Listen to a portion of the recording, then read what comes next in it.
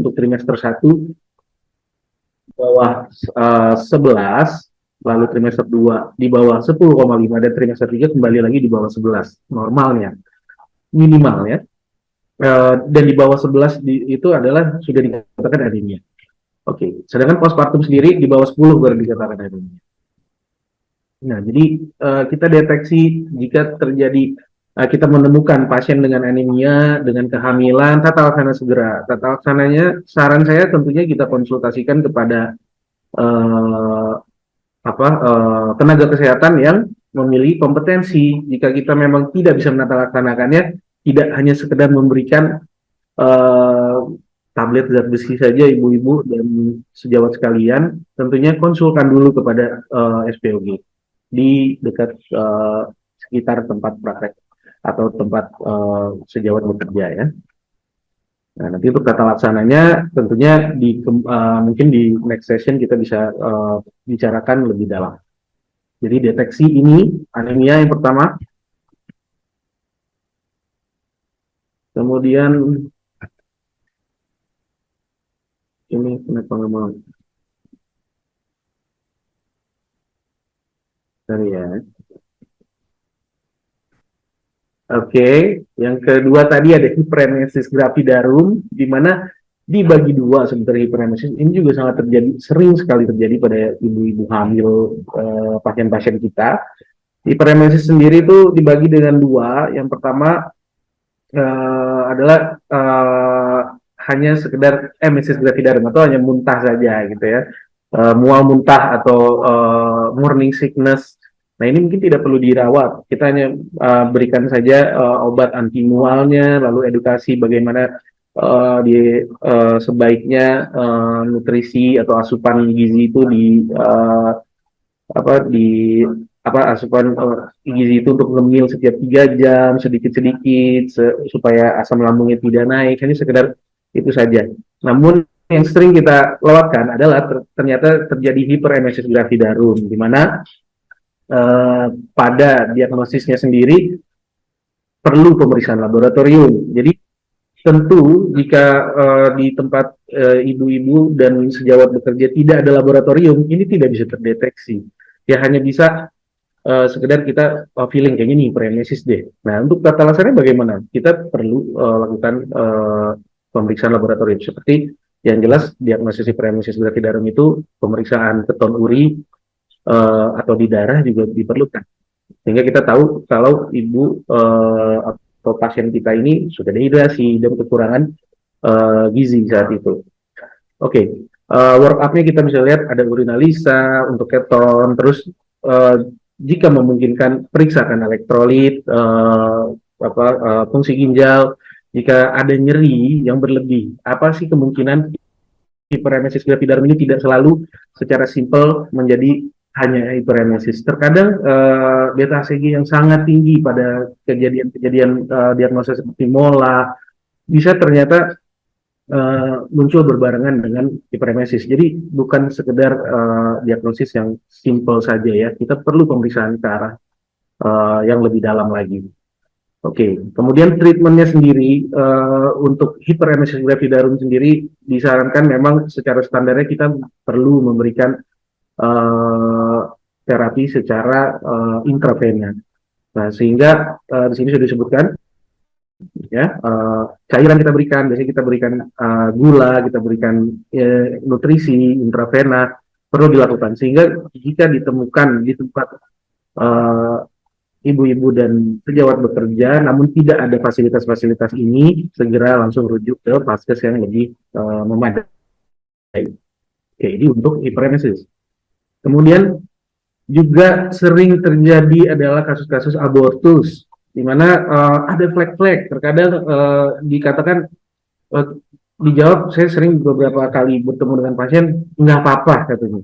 Flag-flag nggak apa-apa, di klinik-klinik yang ada di jam ini diberikan obat saja penghenti perdarahan gitu, atau hanya diberikan penguat kandungan tanpa ada pemeriksaan sama sekali. Jadi saran saya, setiap sesuai standarnya juga, setiap ada perdarahan pervaginam, saat trimester 1 langsung kita pikirkan ada kemungkinan abortus. Yang pertama abortus iminan, betul tadi hanya diberikan penghenti perdarahan, lalu diberikan mungkin preparat progesteron, bed rest, sudah selesai masalahnya.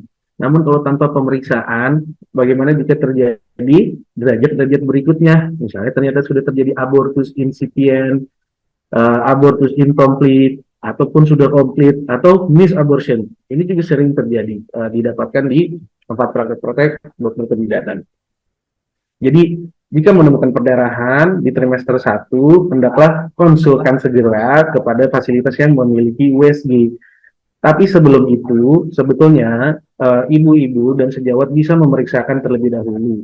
Sering kita dapatkan pelaporan yang bunyinya misalnya gini, kadang yang paling sering, dok ini ada abortus di IGD, oke baik ada abortus, terus bagaimana incomplete imminent, incipient, apa incomplete atau apa, dalam pelaporan itu belum diperiksa dok.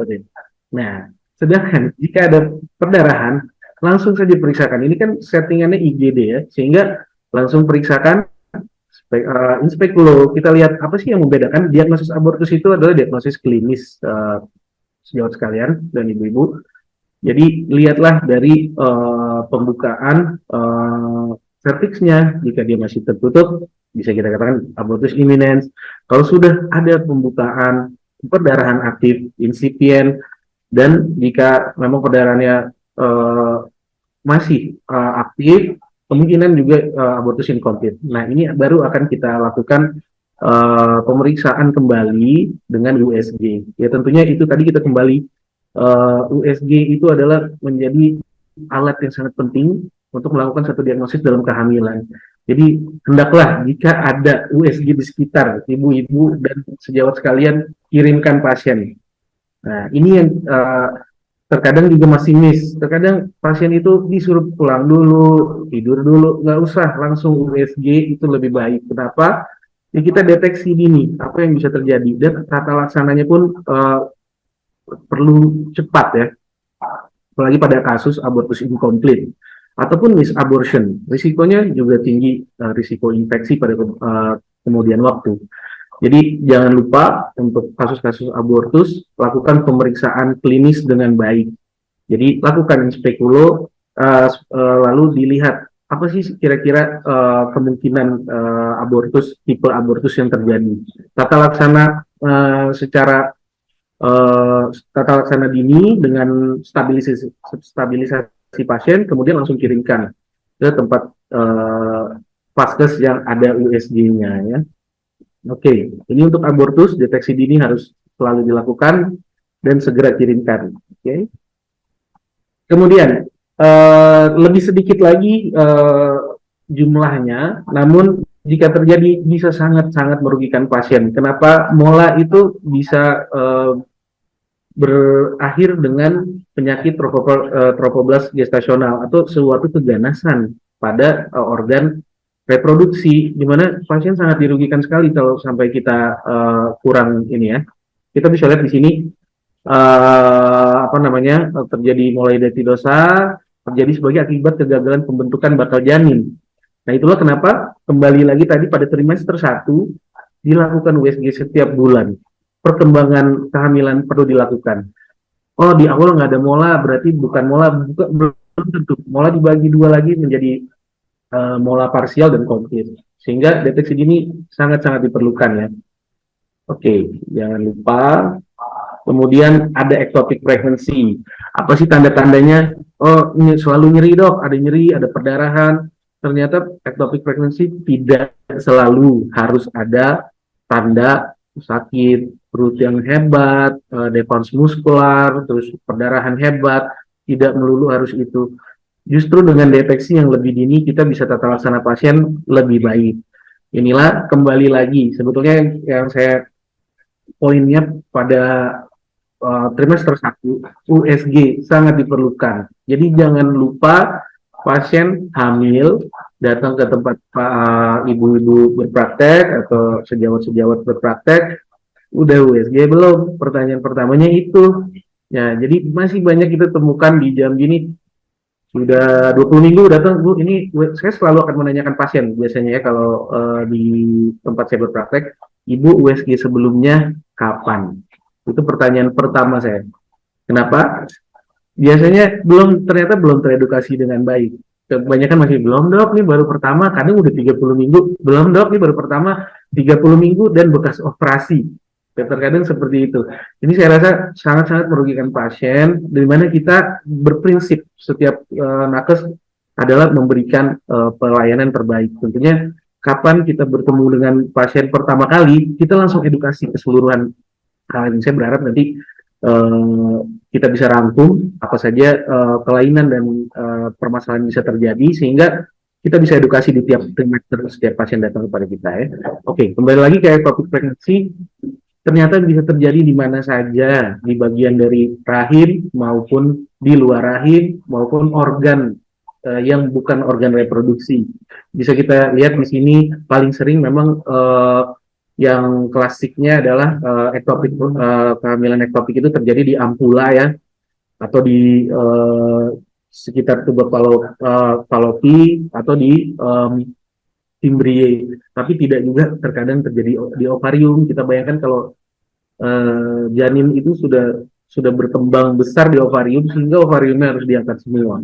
Kalau kita terlambat mendeteksi hal-hal seperti ini, jadi jangan lupa setiap pasien datang, walaupun tidak punya keluhan, langsung sarankan untuk coba cek dulu deh Bu, kehamilannya ada di mana nih kalau di trimester 1. Kalau sudah USG itu udah tenang menerima pasien ya kan, udah oh dokternya bilang udah di dalam rahim, terus pertumbuhannya cukup baik atau sudah tampak kantongnya gitu.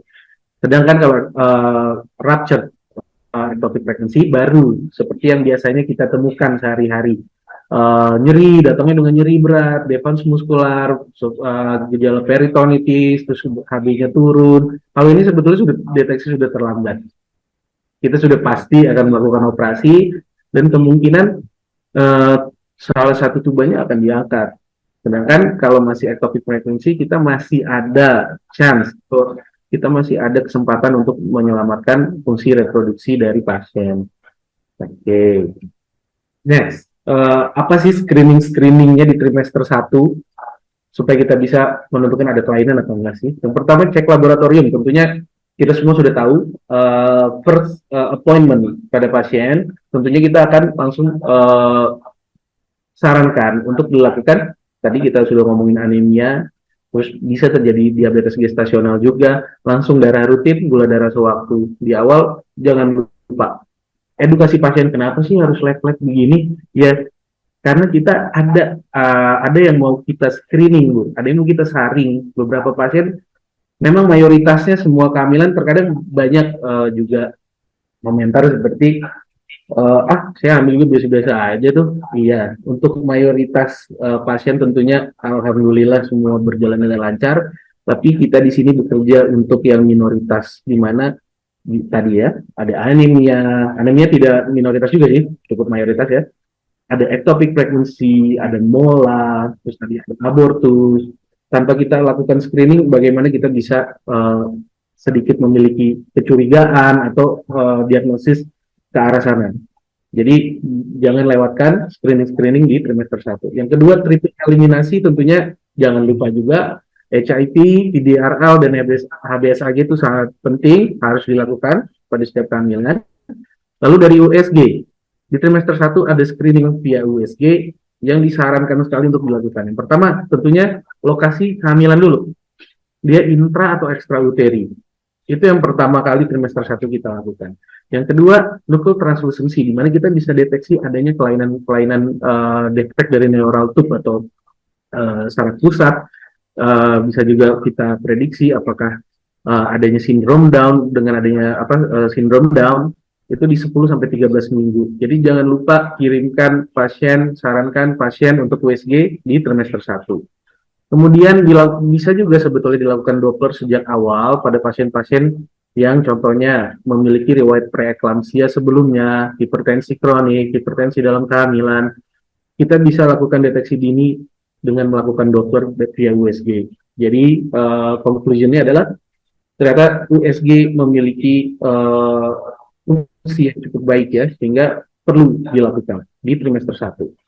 Kita masuk ke trimester 2, di mana permasalahannya masih sama juga, yang banyak adalah anemia, kemudian ada hipertensi dalam kehamilan, di mana definisinya sendiri kan di atas 20 minggu, sehingga berarti di trimester 2 kita biasanya ketemu sama pasien-pasien dengan permasalahan ini. Diabetes gestasional juga biasanya terscreening pada 18 minggu.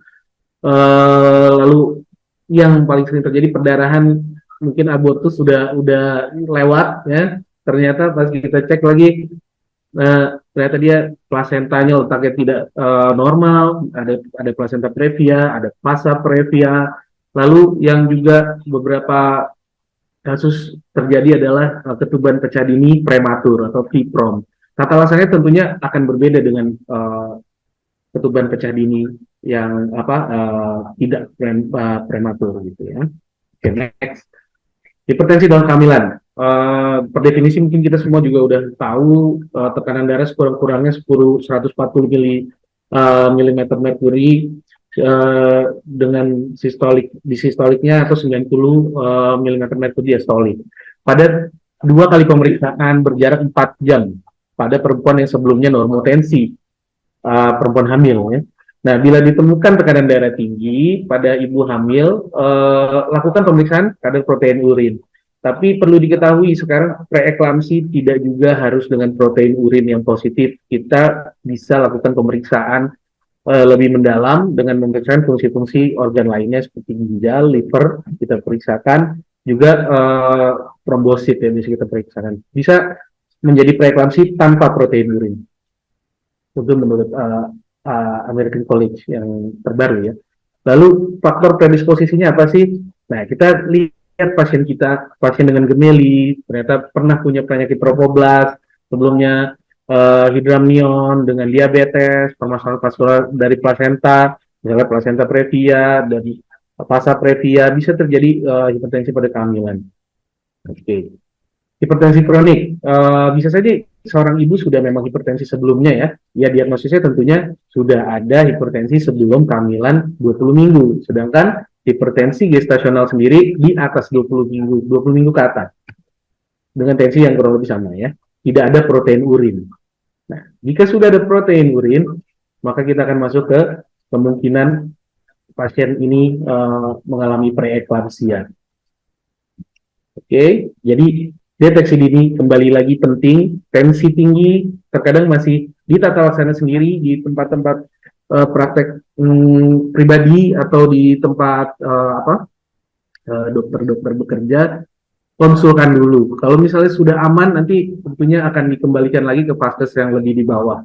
Tapi yang jelas sudah terscreening dengan baik oleh spesialis kebidanan.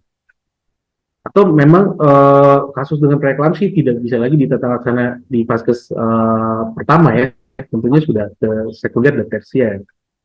Oke.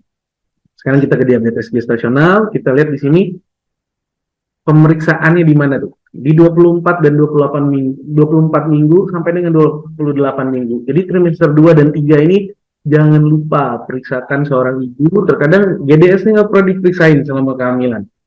Tahu-tahu sekalinya mau persalinan dicek 400. Nah, itu kita sangat-sangat merugikan pasien sebetulnya. Padahal kita sudah tahu dan sudah ada banyak screening yang bisa kita lakukan. Jadi jangan lupa cek darah sejak pertemuan pertama dengan pasien, lalu di trimester 2 di 18 minggu sampai dengan 24 minggu, kemudian cek lagi di 28 minggu.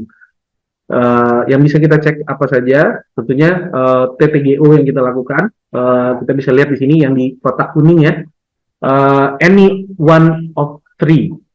Jadi satu saja sudah kita diagnosa dengan gestasional diabetes, yaitu fasting glucose di atas 92, masih di bawah 126, lalu 1 jam postprandialnya di atas 180 sama dengan, dan 2 jam setelah makan di atas 153. Jika menemukan hal tersebut, hendaknya konsulkan langsung. Baik. Oke, kemudian apa lagi yang bisa kita temukan dalam trimester 2 adalah placenta previa. Placenta previa juga berhubungan dengan perdarahan. Jangan lupa setiap perdarahan dalam kehamilan jangan dianggap oh ini nggak apa-apa, ini aman, asam tranek selamat dulu. Tidak seperti itu. Sebetulnya prinsip screening tadi kita di depan sudah bicarakan, kejadian komplikasi bisa terjadi kapan saja pada kehamilan. Sehingga kalau kita menemukan perdarahan, konsulkan, intip langsung dengan USG. Di mana sih ari-arinya berada? Kalau sekarang memang kita sudah nggak banyak nggak memakai lagi dengan marginal placenta previa marginalis, namun kita sekarang lebih diagnosa dengan placenta previa totalis dan placenta letak rendah. Namun yang manapun di antara dua itu berisiko terjadinya persalinan prematur, perdarahan antepartum, sehingga periksakan dahulu. Setelah itu kalau memang baik-baik saja, tentunya bisa kembali ke vaskes yang ibu-ibu dan sejauh sekian sekalian bekerja. Oke. Fase previa. Fase previa nggak terlalu sering, cuman terkadang membingungkan tenaga kesehatan jika mendapatkannya.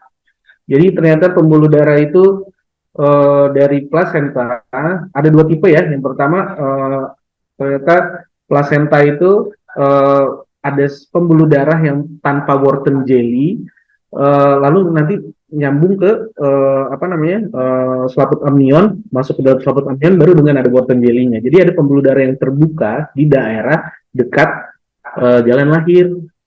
Sedangkan tipe yang kedua bukan sambungan ke pembuluh darah, tidak menuju ke tali pusat, tapi memang ada plasenta lagi di bagian yang lain. Dan ini tidak bisa terdeteksi jika tidak dengan USG tentunya. Jadi screening ini penting. Kasus ini sedikit, tapi kembali lagi tadi kita sudah bicarakan, kita bekerja untuk sebetulnya men-screening yang minoritas ini, sehingga pasien-pasien yang memang kasusnya sedikit, tapi kita bisa selamatkan secara dini. Ya. Oke. Kemudian ada pecah ketuban. Pecah ketuban ya tentunya kalau ini saat ini sudah tata laksana sudah cukup baik, hampir tidak ada vaskes 1 yang meretensi pasien dengan ketuban pecah. Jika terjadi ketuban pecah, prematur maupun tidak prematur, segera langsung dilakukan rujukan kepada vaskes yang lebih memadai. Karena berikan antibiotik dahulu, setelah itu langsung kirim ke rumah sakit. Kenapa? Karena tata laksananya adalah tidak ada tata laksana konservatif ya pada kasus ini. Biasanya ekspektatif atau kita langsung rencanakan terminasi setelah pematangan paru. Gitu. Jadi jangan sampai terretensi ya di fase 1 ya, fase pertama. Oke. Next, screeningnya apa sih di trimester 2? Tentunya laboratorium, hemoglobin kita cek di 18 minggu sampai 22 minggu, gula darah sewaktu, atau kalau bisa ya tes toleransi glukosa oralnya juga dilakukan, sehingga kita bisa deteksi diabetes mellitus gestasional di trimester 2. Dengan USG ternyata juga cukup banyak di trimester 2 yang kita harus periksakan, yaitu ada letak plasenta, tadi sudah kita bicarakan, indeks cairan ketuban, tanda-tanda kelainan kongenital. Nah, terkadang juga pasien tidak teredukasi untuk melakukan USG, jangan sampai nanti pada akhirnya, nah terus kok kaget, kok ada ini, ada itu. Gitu. Jadi, anjurkan pasien untuk screening. Pertumbuhan janin terhambat, juga terkadang masih beberapa kasus juga kita sering temukan, datang dengan pertumbuhan janin terhambat, tapi nggak pernah USG juga, nggak pernah ke SPOG, jadi kok nggak terdeteksi. Nah, seharusnya terdeteksi itu dengan, sebetulnya sih kalau ini pemeriksaan fisik pun mungkin bisa terdeteksi ya, gitu. Lalu USG juga bisa melihat lilitan tali pusat yang sebagai penyebab IUFD ya secara tiba-tiba yang paling sering. Lalu USG dokter juga bisa tetap deteksi terjadinya preeklamsi ya. Oke, kemudian ini di trimester 3. Trimester 3 yang sering kita encounter atau temukan itu adalah yang sebetulnya trimester 3 ini dianggap beberapa dianggap beberapa orang tuh sebagai udahlah udah mau lahir kok, tenang aja, sebentar lagi udah lahir, udah nggak usah periksa-periksa lagi, ya kan? Tapi ternyata justru yang paling detail kita harus periksakan adalah di trimester 3. Apa saja bisa terjadi di trimester 3? Preeklamsia, eklamsia, solusio plasenta, makrosomia tidak terdeteksi, IUGR, IUFD tiba-tiba, ketuban pecah dini, dan terkadang post date atau post term juga bisa lewat sampai dengan 42 minggu. Pada akhirnya eh, ya pada akhirnya mau nggak mau ya harus determinasi segera. Tapi kalau sudah post term ini terkadang bayi sudah ada mekoniumnya, sehingga tadi kita ingin mencegah AKB malah tidak bisa kalau misalnya kita tidak lakukan screening di trimester 3. Oke, eclampsia imminens. Ini sesuatu yang sudah berulang-ulang kita bicarakan di setiap pertemuan. Tentunya tekanan sistolik di atas 160, diastolik di atas 110, sakit kepala yang terjadi selama kehamilan, terutama frontal headache, pandangannya kabur, nyeri ulu hati, mual muntah. Ini adalah suatu tanda-tanda. Memang ini adalah tanda yang kesannya subjektif, namun jangan juga kita pasien itu S-nya atau subjectivity-nya tidak kita ambil sebagai data. Sangat penting sekali ya. Oke, kemudian dari tekanan darah tinggi tadi tidak terjadi eklamsi, tapi bisa terjadi solusio plasenta. Ternyata preeklamsi sendiri bisa berakibat pada solusio plasenta, di mana terlepasnya implantasi plasenta sebagian atau komplit dari implantasi yang normal di dinding uterus sebelum melahirkan setelah usia kehamilan 20 minggu, namanya solusio plasenta. Faktor risikonya adalah tentunya pertambahan usia, multiparity, terus preeklamsi, hipertensi kronik, ketuban pecah dini, janin dengan gemeli, kehamilan gemeli, hidramion atau trauma abdomen bisa mengakibatkan pelepasan dari plasenta. Tapi yang kita tahu adalah kalau di buku-buku selalu bilang plasenta solusio plasenta tuh keluar darah warna hitam, nyeri perut, sangat hebat. Ternyata enggak juga. Bisa terjadi perdarahan yang tersembunyi atau concealed bleeding. Lagi-lagi kalau kita pikir-pikir gimana nih deteksi perdarahan tersembunyi ini? Tentunya dengan melakukan pemeriksaan USG, teman-teman. Oke. Kemudian, apa sih yang bisa terjadi lagi? Terkadang persiapan persalinan. Oh, udah trimester 3, kepala di bawah nih, periksa-periksa, aman kayaknya, bisa-bisa. Nah, ini baru saja terjadi sebetulnya pada baru-baru ini ya, ada kasus seperti ini, di USG oleh Ibu Bidan. Kebetulan Ibu Bidan bisa USG, sehingga di USG, bisa. Akhirnya ya sudah, persalinan lah di tempat bersalin. Kemudian kok kabut terus. Nah, akhirnya loh kok nggak bisa lahir. Nah, akhirnya dikirimlah ke rumah sakit dan tentunya mau nggak mau dilakukan persalinan perabdominan. Nah, kita lihat sebetulnya cephalopelvic disproportion ini nggak melulu karena bayinya besar ya, tapi bentuk panggul saja itu sebetulnya ada dua. Kita di Jambi ini memang tidak terlalu biasa untuk melakukan pelvimetri klinis. Saya sih berharap mungkin Ibu Bidan di paskes-paskes tempat Ibu Bidan bekerja bisa melakukan pelvimetri klinis sehingga punya gambaran kira-kira ini yang mana sih panggulnya. Ginekoid dan antropoid kan sebenarnya bisa melahirkan normal, sedangkan android dan platypeloid nih biasanya tidak bisa. Jadi cephalopelvic disproportion bisa karena bentuk panggul yang ternyata tidak cocok untuk melahirkan per vaginam. Jadi nggak mesti juga harus kepalanya tuh besar atau bayinya besar ya. Kadang panggul sempit bisa menjadi penyebab tidak lahirnya janin saat persalinan. Oke, cephalopelvic disproportion. Kita lihat di sini akibat utamanya apa coba? Fetal distress. Nah, bagaimana kalau misalnya di tempat kita bekerja terus logo fetal distress dan 3-4 jam dari rumah sakit. Apa tuh yang terjadi, ibu-ibu dan sejawat sekalian? Kita sudah merugikan pasien. Jadi, hendaklah di trimester 3 periksakan, nanti tentunya akan di-screening bagaimana beberapa pasien yang oke, kita boleh coba, atau terkadang kalau saya curiga kayaknya nih panggul sempit deh.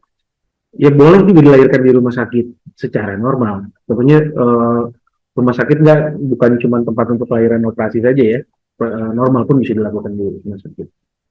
Oke, jadi kalau kita menemukan kok janin si, aduh, sorry ya, kok bayi nggak lahir-lahir nih gitu ya.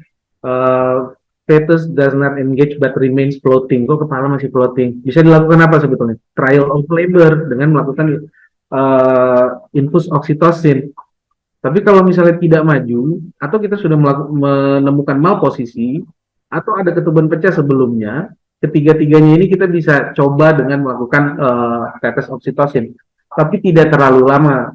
Jika terlalu lama dilakukan, akibatnya adalah fetal distress. Dan ini saya rasa kita nggak perlu coba-coba di tempat kita bekerja. Kecuali kita berada di rumah sakit. Oke, kemudian kasus-kasus IGR. Tadi kita sudah bicarakan. IGR ini juga banyak jenisnya. Ada symmetrical dan asymmetrical. Apa sih bedanya? Ternyata kalau IGR yang asimetrik biasanya pada ibu-ibu yang memang sudah apa namanya sudah malnutrisi sejak awal, malnourished. Ternyata saat kita lakukan USG semuanya kecil, kepalanya kecil, tangannya kecil, semuanya proporsional tapi kecil. Jadi kecil dari masa kehamilan seharusnya. Tapi ada juga asymmetrical IUGR di mana pada usia kehamilan tertentu terjadi contohnya preeklamsia berat dengan gangguan insufisiensi uteroplasenta sehingga janin akan melakukan survival mode gitu ya, dengan cara tentunya otak akan diprioritaskan lebih dahulu sehingga pada kasus-kasus asymmetrical IGR ini lingkar kepala biparietal diameter akan lebih besar dibandingkan pertumbuhan organ lainnya karena biasanya air ketubannya juga jadi kering duluan. Kenapa? Karena dari 5 organ vital biasanya ginjal duluan yang di shutdown ya. Jadi sehingga kering air ketubannya, pas kita lihat kepalanya kok gede perbandingannya itu 3:1 dengan lingkar kepala dengan ini ya, badannya. Sehingga ini perlu juga kita lakukan screening. Jadi jika misalnya kita menemukan kok TFU kecil usia kehamilan segini, jawabannya USG. Screeningnya apa saja dalam trimester 3 ini adalah tentunya di laboratorium kita cek darah rutin lagi di awal trimester 3, TTGO dilakukan kembali. Dari USG kita akan melakukan fungsi dinamik janin plasenta di mana kita akan cek Dopplernya, sistolik diastolik arteri umbilicalis, lalu kita akan cek pergerakan janin, gerak nafas janin, terus pertumbuhannya, geometri ini kita akan cek. Jika tidak ada IGR, cek lagi posisi, presentasi, lilitan tali pusat. Nah ini yang persiapan untuk persalinan dilakukan di sini. Jadi persiapan persalinan itu hendaknya dilakukan screening USG yang terakhir. Itu kenapa di hospital base setiap minggu setelah 36 minggu harus dilakukan pemeriksaan di rumah sakit. Oke. Dan juga tentunya yang sering terjadi adalah screening ini di daerah wajah nih kadang terlewati, padahal sebetulnya penting juga ya melakukan itu ya. Walaupun memang irreversible biasanya kalau sudah terjadi, tapi tetap kita perlu lakukan screening. Oke, terima kasih. Kira-kira itu untuk take home message-nya dari obrolan kita hari ini. Deteksi dini permasalahan dan kelainan dalam kehamilan ternyata sangat penting kita lakukan dalam penata laksana pasien kita, pasien obstetri. Kerjakan ANC sesuai dengan kewenangan dan kompetensi, sehingga kita tidak merugikan pasien. Kita harus ingat sebagai tenaga kesehatan kita melihat seorang pasien itu dari 4 komponen, yaitu pasien itu kita menata laksana pasien selalu mengingat beneficent, semua harus demi kebaikan pasien. Yang kedua, non maleficent, tidak merugikan pasien. Yang ketiga, justice, tentunya pasien harus punya keadilan dalam tata laksana yang didapatkan. Dan yang terakhir, pasien berhak untuk memilih sendiri atau autonomi di mana pasien ditata laksanakan. Tapi saya setuju, pasien berhak memilih. Tapi kita sebagai nakes harus juga bisa, Bu, ini bukan kompetensi saya. Jadi Ibu coba konsul dulu ya ke SPOG atau konsul dulu ke dokter atau konsul dulu ke bidan gitu. Jadi kerjakan sesuai kompetensi kita. Dan jika memungkinkan, USG dilakukan oleh spesialis kebidanan dan penyakit kandungan 1 bulan sekali, 0 sampai 28 minggu, deteksi di mana posisi kehamilan berada, lalu sampai 28 minggu tadi kita udah bicarakan apa saja sih screening-screeningnya bisa dilakukan. 2 minggu sekali, 30 sampai 36 minggu, 1 minggu sekali persiapan kehamilan, 37 sampai 39 minggu. Dan rujuk segera ke fasilitas kesehatan yang memadai jika ditemukan tanda-tanda komplikasi dalam kehamilan. Kuncinya adalah kerjasama yang baik, ibu-ibu dan sejawat sekalian, sesuai kompetensi kita masing-masing, kita bisa turunkan AKI dan AKB. Mungkin itu saja dari saya siang hari ini. Terima kasih untuk kerjasamanya, terima kasih untuk kebersamaannya. Mudah-mudahan bermanfaat. Sampai ketemu lagi di lain waktu. Assalamualaikum warahmatullahi wabarakatuh. Terima kasih. Warahmatullahi wabarakatuh. Terima kasih kepada Dr. Cesar sudah memberikan pemaparannya, Dok, lengkap sekali untuk teman-teman sejawat yang bergabung di webinar. Jika ingin bertanya atau sharing, boleh langsung di kolom chat, atau untuk ibu-ibu sekalian yang bergabung di IG live kita, boleh juga memberikan pertanyaan di kolom chat. Untuk teman-teman yang live IG, nanti kita akan memberikan satu voucher belanja di Hypermart, Dok. Jadi nanti sambil bertanya, sambil belajar, bisa sambil dapat untuk belanja juga. Izin, Dok, kita kayaknya udah ada pertanyaan nih, Dok. Muncul di IG live, Dok. Dari akun Instagram atas nama Insya Allah 500, Dok. Hamil berapa minggu bisa ketahuan di luar atau di dalam kandungan, Dok? Kayaknya ini tentang kehamilan ektopik, Dok.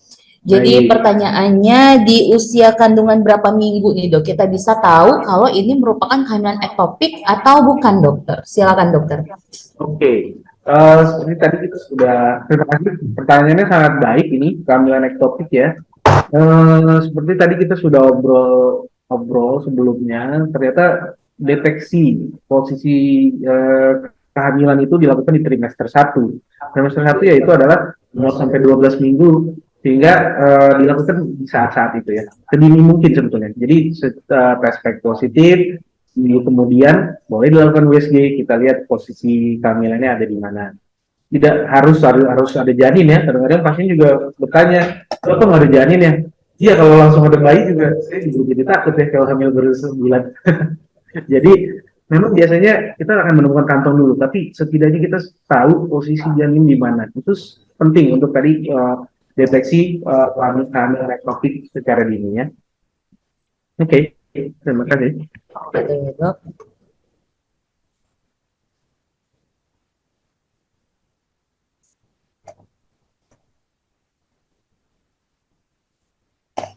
Untuk pertanyaan selanjutnya, Dokter, dari akun Instagram atas nama Enidia11, Dok, saya hamil 34 minggu, divonis placenta previa. Sudah pasti SC ya, Dok? Soalnya dari awal pemeriksaan sebelumnya katanya letak rendah, sekarang sudah totalis, dan selama kehamilan sebenarnya nggak ada ngalamin perdarahan, Dok. Apakah placenta previa itu pasti SC, Dok? Sebenarnya tergantung. Tadi kita juga ini udah kita bicarakan, placenta previa itu sekarang dikatakan placenta previa dan placenta letak rendah, jadi dibagi dalam dua kategori. Sebenarnya kalau placenta letak rendah tidak menutup jalan lahir, kemungkinan untuk lahir pervaginan tentunya masih sangat besar, tapi ini perlu diingat, ibu butuh pemantauan dan alat-alat juga bantuan dari nakes yang lebih level di atas lagi gitu, sehingga tata laksananya tentunya lahir persalinan pervaginan pun harus di rumah sakit, Bu, gitu. Kalau placenta previa totalis tentunya tidak ada jalan lahir, harus dioperasi gitu. Tapi saran saya saat ini sih operasi atau persalinan pervaginan itu bukan seperti pilihan gitu ya, siapa yang operasi, siapa yang lahiran normal. Sebetulnya per indikasi kita lihat, kalau memang tidak bisa ya kita jalanin tentunya untuk kebaikan ibu dan bayi yang mau dilahirkan, udah ditunggu selama 9 bulan, kayaknya kalau cuma sekedar lahiran normal atau lahiran operasi itu kita menimbangnya tuh bukan karena ini lebih enak daripada yang satu atau lebih mahal, ini lebih murah, bukan, tapi yang mana yang terbaik untuk persalinan ibu. Oke, jadi bisa persalinan normal kalau tidak menutup jalan lahir ya. Oke dok, terima kasih dokter. Kita lanjut ke Zoom kali ya dok ya. Dari akun Zoom Akbusma Hestiawati, izin bertanya dok, ada pasien hamil lebih dari 2 kali, tapi selalu keguguran. Itu faktornya kenapa ya dok? Terima kasih banyak dok. Oke, jadi kehamilannya dengan keguguran berulang. Baik, terima kasih pertanyaannya. Saran saya untuk kehamilan yang beberapa kali gagal, biasanya di atas 2 kali, kita akan sebut masuk ke kategori habitualis abortus ya, atau keguguran berulang. Kalau memang kita menemukan kasus seperti ini, sebaiknya screening dahulu. Nah, screening ini mungkin nanti lebih detail lagi ya di pembicaraan berikutnya tentunya. Tapi screening yang bisa dilakukan, penyebab keguguran yang paling sering, keguguran itu kan 20% dari semua kehamilan kira-kira ya, secara statistik, sehingga fungsi dari prakonsepsi atau persiapan sebelum kehamilan ini menjadi penting. Jadi persiapan dulu kehamilan dengan baik, tapi kalau sudah terjadi keguguran kita bisa lakukan screening. Yang paling sering tuh biasanya kekurangan asam folat, ini yang paling paling simpel lah. Nah mungkin untuk persiapan kehamilan berikutnya asam folatnya jangan kurang. Yang kedua, sudahkah kita cek analisa sperma suami. Terkadang juga mayoritas dari keguguran itu disebabkan oleh aneuploidi atau kromosom yang kurang baik. Biasanya dari sperma juga. Jadi harus kedua belah pihak suami dan istri diperiksakan gitu. Terus juga yang ketiga, bisa saja berbagai macam infeksi juga menyebabkan keguguran. Misalnya ya sinister port, musuhnya ibu-ibu hamil ya, ada 4 T, TO, R, C, dan H. Itu toxoplasma, terus rubella, sitomegalovirus, dan herpes juga bisa menjadi penyebabnya. Sehingga nanti kita akan lakukan screening pada persiapan kehamilan berikutnya ya, Mam. Amin. Oke dok. Lanjut ya dok. Serangan dari semua arah ini dok untuk pertanyaannya ke dokter Cesar nih dok. Kita lanjut yang di Zoom dulu dok. Izin bertanya dok, bila dalam screening ANC ditemukan ibunya hamil dengan kadar gula darah sewaktunya lebih dari 200 tanpa gejala, bagaimana kita mengetahui apakah ibu ini mengalami DM gestasional atau sebelumnya memang sudah ada DM dok? Karena pasiennya sebenarnya belum pernah cek untuk DM, status DM-nya dok. Gimana dok? Oh baik, sebetulnya DSG ini kan juga tadi sudah kita lihat pada pemaparan sebelumnya, kita lakukan pemeriksaan gula darah puasa dan 2 jam postprandial. Tadi kita udah ada angkanya ya, ikutin aja itu. Memang tinggi antara GDM atau diabetes mellitus. Kalau kita mau memeriksakan lagi, kita periksakan HbA1c-nya. Tapi yang manapun yang terjadi pada kehamilan, tentunya tata laksananya tidak berbeda. Tata laksananya tetap tata laksana diabetes seperti biasa. Jadi mulai dari level pertama, tentunya diabetes kan adalah perubahan gaya hidup, pola makan. Tapi kalau tidak bisa, kita bisa naik lagi ke pemberian anti diabetes ataupun dengan pemberian insulin, tergantung ya bagaimana nanti pemeriksaan pada pasiennya. Jadi kalau kita menemukan tadi itu kasus tadi, ya udah diabetes, mau diabetes sudah kronis ataupun ternyata GDM, tata laksananya tidak berbeda. Oke, baik dokter. Karena dari semua tempat bertanya ya dok, mungkin kita batasin 5 pertanyaan lagi aja kali ya dokter ya. Boleh. Kita pindah ke Instagram dulu dok, dari akun Susilawati Cicis. Dok, saya dari awal hamil sudah diabetes. Tapi insulin dari awal hamil, gula darahnya kayaknya di bawah 150 dok. Tapi mendekati lahiran, HbA1c-nya di 7,2. Apakah boleh operasi sesar eraks dok? Apakah ada hubungan dengan tindakan eraks dengan gula darah dok? Untuk persiapannya, gimana tuh dok? Oke, untuk tindakan eraks sendiri sih sebetulnya untuk diabetes gestasional ya, berarti kan GDM saat ini ya. Masih tetap boleh dilakukan sih, tapi saran saya tentunya di screening dahulu, persiapan sebelum persalinan, gula darahnya dikontrol dulu juga. Sebenarnya sih tidak juga jadi tidak mulai erat sekarang gitu. Kecuali memang tidak terkontrol atau ada keadaan emergensi yang mengharuskan ibu operasinya secara emergensi ya Bu.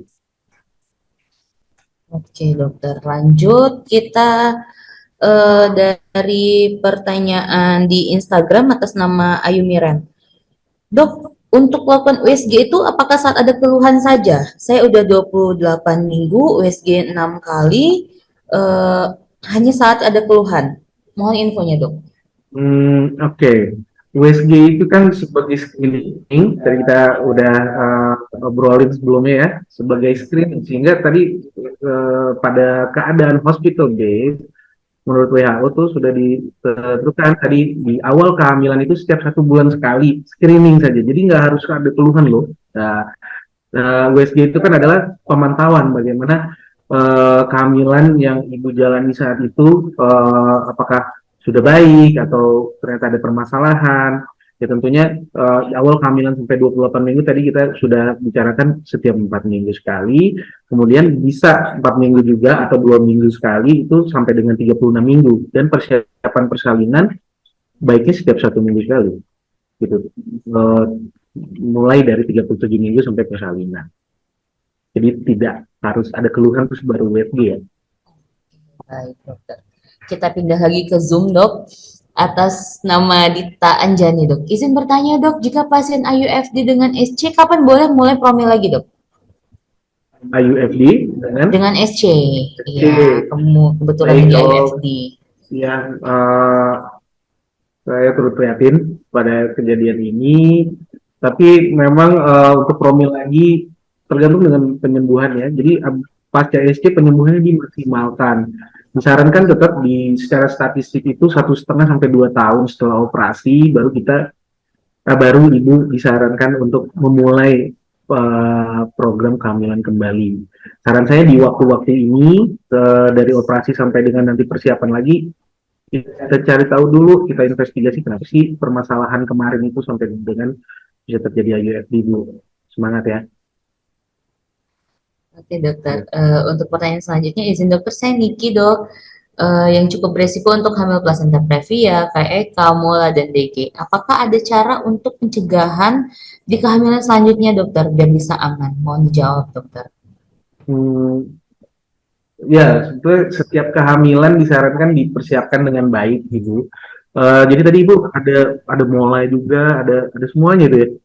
Iya, dok. Pernah, Kayaknya banyak nih, dok, ininya. ya semangat ya Bu Resikonya. ya. Tapi disarankan sebelum hamil berikutnya kita lakukan dulu screening. Sebelumnya ada permasalahan apa saja, terus ya dipersiapkan kembali kehamilannya dengan baik di kemudian hari gitu. Ya, jadi kuncinya adalah prakonsepsi. Jadi masa-masa sebelum kehamilan itu kita lihat apa faktor risiko ibu selama kehamilan, terus persiapan apa yang perlu kita lakukan. Ya misalnya mungkin ada nutrisi atau mungkin ada permasalahan lain. Tadi riwayat mulanya juga kita perlu perlu lihat kembali. Gitu. Oke, terima kasih, dok. Kita pindah ke Instagram, dokter. Dok, kayaknya kita batasin 5 menit lagi ya, dok ya, karena Ya, ini udah banyak banget pertanyaannya. Nanti untuk teman-teman yang ingin bertanya sama dokter Cesar, boleh nanti langsung ke poli beliau, nanti kita akan post deh jadwal dokter Cesar, jadi nanti kalau buat sharingnya bisa jadi lebih enak. Dari akun Instagram, dok, atas nama Sakinade. Dok, sebenarnya seberapa efektif sih, dok, untuk konsumsi susu hamil pada kesehatan janin, dok? baik. Untuk konsumsi susu sendiri sebetulnya salah satu alternatif ya untuk memenuhi nutrisi selama kehamilan. Ya tentunya selama kehamilan bisa dikatakan ada segitiga yang harus dipenuhi, yaitu yang pertama untuk nutrisi ya, karena kehamilan sendiri kan pada dasarnya mayoritas nih mengenai nutrisi, bagaimana ibu memberikan nutrisi kepada janin sehingga janin bisa bertumbuh dengan baik, bukan hanya sekedar organnya semua lengkap saja, tapi tentunya fungsi otaknya bagaimana, sehingga mikronutrisi jadi penting ibu. Jadi makanan yang sehat, susu hamil, dan juga satu lagi suplemen yang cukup, mudah-mudahan akan memberikan hasil yang baik gitu. Tapi tentunya juga perlu dikonsultasikan dulu ya. untuk asupan-asupannya tersebut gitu. Untuk pertanyaan selanjutnya, dokter mau tanya, ketika hamil ada kista dan usus buntu, harus kelahiran sesar atau boleh lahiran normal, dok? Apakah ada hubungan, dok, untuk riwayat kista dan usus buntu pada metode kelahiran, dok? Oh, maksudnya riwayat sebelumnya? Riwayat, dok. Riwayat sebelumnya kayaknya pernah periksa, kemudian dideteksi ada kista. Nah, untuk lahiran apakah bisa tetap normal atau harus operasi, dok? Ya, ibu kan belum pernah menjalani operasi yang berhubungan dengan corpus uteri atau badan rahimnya. Kan tadi ada kista, pengangkatan kista, usus buntu sebetulnya tidak ada risiko untuk bukan indikasi untuk suatu persalinan operasi sih ya sebetulnya. Jadi ibu masih punya kemungkinan untuk lahiran normal. Tentunya semua kehamilan diharapkan untuk bisa lahir normal sampai dengan ada penyulit yang di apa di takutkan menjadi risiko untuk persalinan normal. Kalau kedua poin tadi sih tidak menjadikan ibu berisiko untuk lahir normal. Tapi mungkin ada faktor yang lain. Kalau misalnya sudah direncanakan nanti, saran saya ya diperiksakan dulu sebelum kehamilan. Tadi kita sebelum persalinan tadi kita sudah bicarakan kalau trimester 3 akhir, 37, 38, 39 itu dilakukan USG. Jadi bisa nggak sih layar normal ada pencelit nggak sih, misalnya lilitan tali pusat, air ketubannya sudah kering atau malposisi, malpresentasi. Itu yang baru menjadi indikasi untuk operasi sesar. Gitu. Oke, dokter. Satu lagi, dok. Untuk kan sekarang banyak nih, dok, kejadian kasus-kasus baby lahir dengan Down syndrome. Apakah pemeriksaan dengan USG 4D, dok, bisa mendeteksi, dok, untuk kelainan-kelainan seperti itu pada janinnya, dok? Gimana, dok? Down syndrome. Iya, dok. Down syndrome, bibir sumbing, atau penyakit-penyakit yang Oh, lain, dok. Apakah bisa dideteksi dengan USG 4D, dok? iya. Untuk Down syndrome sendiri kan sebenarnya sudah ada screening via USG yang bisa kita lakukan dari 10 sampai 13 minggu itu bisa dilakukan nuchal translucency. Jadi saran jangan dilewatkan screening itu. Tadi kita juga udah obrolin ya, screening untuk Down syndrome dan juga neurotube defect di awal kehamilan di trimester 1. Dan sedangkan 4D sendiri ya tentunya bisa USG 3D kali ya, 3D dan 4D tentunya bisa menjadi tools untuk melakukan deteksi pada kelainan-kelainan tersebut. Tapi tidak satu-satunya deteksi harus USG 4D 3D gitu. Ya. Nah, lanjut ke dari Zoom ya, dok. Izin bertanya, dok. Tensi 150/90, protein urin negatif. Apakah ditolong persalinan secara normal, dok? Tensi berapa? 150/90, dok. 150/90. Ya, dengan protein urin negatif, jadi ada hipertensi. Protein urinnya negatif ya? Negatif. Bisa persalinan normal kah, dok, untuk kondisi seperti itu? Oke, tensi ibu tinggi. Tata laksananya sebetulnya nanti perlu pemeriksaan lebih lanjut. Tidak melulu protein urin negatif atau positif itu protein positif preeklamsi, sedangkan negatif itu bukan preeklamsi. Ada pemeriksaan tools yang terbaru yang kita sudah pakai juga saat ini. Kita akan periksa fungsi ginjalnya, fungsi liver, terus trombosit ibu, LDH ibu. Bisa jadi ibu tetap masih dikatakan preeklamsia saat ini. Untuk persalinannya sendiri, preeklamsia tidak wajib untuk operasi, namun tergantung indikasinya, tensinya berapa, ada emergency hipertensi atau tidak, atau ada tanda-tanda impending atau perburukan pada preeklamsia atau tidak. Nah, nantinya kita harus lihat di saat persalinan saat ibu di rumah sakit nanti gitu. Saat ini ya kalau belum waktunya persalinan ya kita pantau dulu secara tata laksana ekspektatif jadinya gitu. Oke, dokter.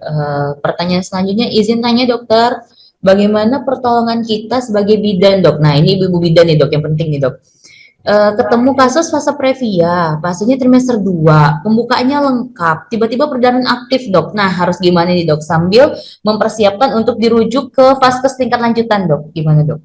Baik, kalau Jadi kasus seperti ini, fasa previa ditemukan ya pada tempat ibu bidan praktek, ya tetap langsung berikan tata laksana pencegahan shock terlebih dahulu ya kan, tata laksana itu terlebih dahulu, pasang 2 line, terus siap-siap cairan. Ya tentu kalau pembukaan lengkap bagaimana lagi ya? Kalau misalnya mau ke rumah sakit, ukur dulu jarak ke rumah sakitnya. Keburu lahir, Dok.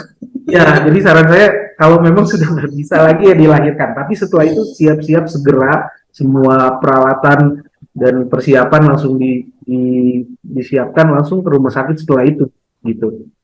Iya, mau nggak mau nggak mungkin kita tahan juga. Kalau bisa ditahan ya bagus. Masalahnya perdarahannya aktif tadi. Iya. Jadi sarannya lahirkan dulu. Karena kan fase previa itu sebenarnya adalah pembuluh darah yang apa namanya unprotected di dekat mulut jalan lahir, sehingga kalau sudah terjadi itu ya lahirkan bagaimana lagi. Kalau sudah pembukaan lengkap terus kepalanya terdorong keluar ya, tapi kalau tidak rujuk segera. Ya, teman-teman sejawat bidan atau dokter praktek yang lain ya. Jadi kalau misalnya ada perdarahan aktif, udah lahirin langsung persiapan rujuk ya, Dok ya. Oke, dokter. Kayak pertanyaan terakhir ya, Dok. Nanti sisanya boleh dibalas via DM kali ya, Dok ya. Jadi biar para moms yang mau nanya tetap terjawab pertanyaannya, Dok. Dok izin bagi tips promilnya dong, Dok. Nah, ini Dok gimana Dok dari pertanyaan 3, Dokter? Oke, untuk tips promil sebetulnya yang pertama ada 2 yang terpenting. Yang pertama adalah kalau definisi soft fertility itu kan sebenarnya adalah 1 tahun menikah, berhubungan secara rutin tapi belum terjadi kehamilan. Sehingga kalau sudah 1 tahun lebih, pasangan boleh mencari mencoba untuk mencari bantuan kepada dokter kebidanan dan kandungan. Prinsipnya adalah yang pertama komitmen dulu, ya niat dulu ya, komitmen, terus konsistensi karena kemungkinan tidak akan terjadi dalam semalam. Jadi tentunya kita akan melakukan screening terlebih dahulu. Mungkin ada beberapa tahapan screening, terus kita akan melakukan program hamil, diberikan obat penyubur, tapi mungkin tidak satu siklus terus langsung jadi. Jadi kalau saya pengalaman pasien beberapa juga, maksudnya kalau misalnya nggak jadi nih, terus patah semangat. Caranya adalah tetap lakukan, tetap konsisten dan komitmen untuk melakukan program. Nanti akan ada step by stepnya kan. Jadi dari awal kita coba spontan, kalau nggak bisa naik kepada inseminasi buatan, bisa naik lagi kepada in vitro fertilization. Tapi jangan buru-buru, ikutin aja dulu. Siapa tahu semuanya ternyata cuma sekian persen dari semua infertilitas itu cuma permasalahan ketidaktepatan waktu dalam berhubungan. Karena kan untuk mencari ovulasi itu waktunya tidak juga gampang ya. Jadi tetap konsisten dan semangat. Mudah-mudahan bisa. Prinsip tipsnya itu, yang lainnya tentunya nanti mengikuti programnya. Gitu ya. Oke, baik. Terima kasih, Dokter. Ada pesan-pesan nggak, Dok, untuk ibu-ibu hamil yang bekerja nih, Dok? Kan sekarang banyak wanita karir. Biar selama proses kehamilannya tetap jadi sehat sampai di hari akhir melahirkannya, Dok. Gimana nih, Dok? Tolong, Dok, untuk pesan-pesannya, Dok. Oke, buat mam semua yang kerja terus lagi hamil, ya tentunya jangan lupa hamil tadi adalah mengenai nutrisi ya. Sehingga jangan lupa meal tiap 3 jam sedikit-sedikit tapi sering, supaya nggak mual muntah lagi apalagi masih di awal kehamilan. Terus vitamin sama susu tadi jangan lupa, dan tetap ya tentunya perlu istirahat yang cukup setiap harinya, minimal 8 jam kalau bisa, dan pantau terus kehamilannya sesuai dengan standar yang ada. Itu aja sih, mudah-mudahan semua berjalan lancar ya. Terus. Terima kasih kepada Dokter Cesar. Kita ucapin banyak banget pertanyaan yang belum nih, Dok. PR banget nih, Dok. Untuk yang dari IG nanti akan dibalas via DM atau boleh langsung ketemu sama Dokter Cesar. Ini sudah kita tampilkan untuk jadwal beliau kebetulan dari hari Senin sampai hari Sabtu ada di Siloam Hospital Jambi. Yang ingin berkonsultasi boleh langsung disesuaikan dengan jam prakteknya beliau. Untuk teman-teman yang hadir di live IG, nanti kita akan post di di story kita, di story Rumah Sakit Siloam Hospital Jambi untuk siapa pemenang yang mendapatkan voucher Hypermart, voucher belanja di Hypermart. Oke, kita tutup. Terima kasih. Assalamualaikum warahmatullahi wabarakatuh. Makasih dokter. Assalamualaikum warahmatullahi wabarakatuh.